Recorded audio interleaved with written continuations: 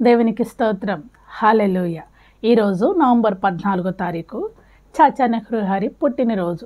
ఈ రోజుని చిల్డ్రన్స్ డేగా మన భారతదేశం అంతా జరుపుకుంటూ ఉంది.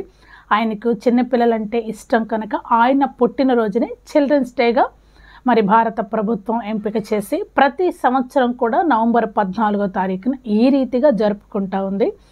మొదటి యోహాను పత్రిక 4వ అధ్యాయము 4వ వచనంలో, చిన్నపిల్లలారా మీరు దేవుని సంబంధులని పరిశుద్ధాత్మ దేవుడు యోహాను గారి చేత వ్రాయించాడు. అవునండి, చిన్నపిల్లలు దేవుని సంబంధులు. వారిని మంచిగా పెంచుకుందాం. నేటి కాలము చాలా చాలా ప్రమాదకరంగా మారిపోయింది. మీ బిడ్డలు నేటి పిల్లలే రేపటి పౌరులు అని మన ప్రధానమంత్రి గారే జవహర్లాల్ నెహ్రూ గారు ఇచ్చినటువంటి మంచి సందేశం అండి. మన బిడ్డలకు మంచి భవిష్యత్తు ఉంది. వారిని మంచిగా తీర్చిదిద్దుకుందాం.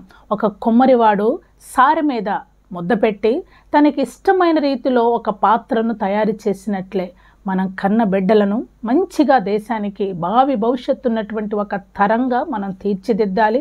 నేటి దినాలలో తల్లి తండ్రి ఇద్దరూ ఉద్యోగాలు చేయవలసినటువంటి పరిస్థితులలో పిల్లలని ఎవరికో ఒక కేర్ టేకర్కి అప్పగించాల్సిన పరిస్థితులు వస్తూ ఉన్నాయి. జాగ్రత్త అండి. మీ పిల్లలతో మీరు ముచ్చటించండి.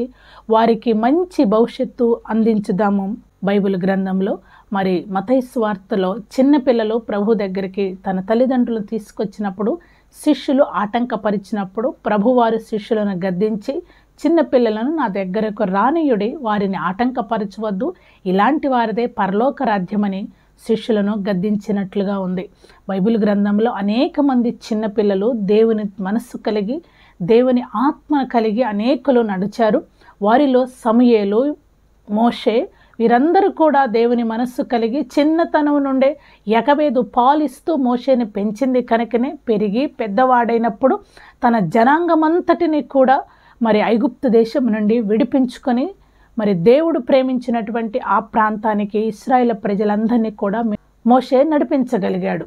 తర్వాత హన్న తనకు పిల్లలు లేనప్పుడు షీలోహు ఆలయానికి ప్రతి సంవత్సరం వెళ్ళి మొరపెట్టుకుంటున్నప్పుడు ఆ సంవత్సరం తన ఆత్మను కురమరించినప్పుడు ప్రవక్త అయిన ఏలి చెప్తా ఉన్నాడు, మరి ఈ సంవత్సరం తప్పకుండా నీకు ప్రభు గర్భఫలం ఇస్తాడని. ఆవిడ ఒక తీర్మానం తీసుకుంది, నాకు అబ్బాయి జన్మిస్తే అతడు నీ సన్నిధిలో విడిచిపెడతానని మొక్కుబడి చేసుకున్నప్పుడు మరి షీలోహు ఆలయంలో మరి పాలు విడిచిన దగ్గర నుండి కూడా హన్న సమూయేలుని ఆ మందసం దగ్గర విడిచిపెట్టింది.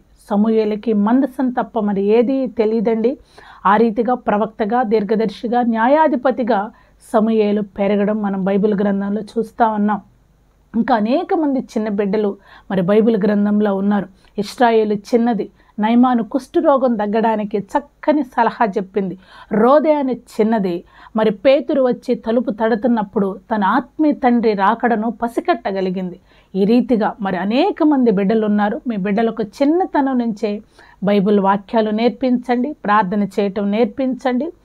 ఆ రీతిగా బిడ్డల్ని ప్రోత్సహించండి. God bless you. Happy children's day.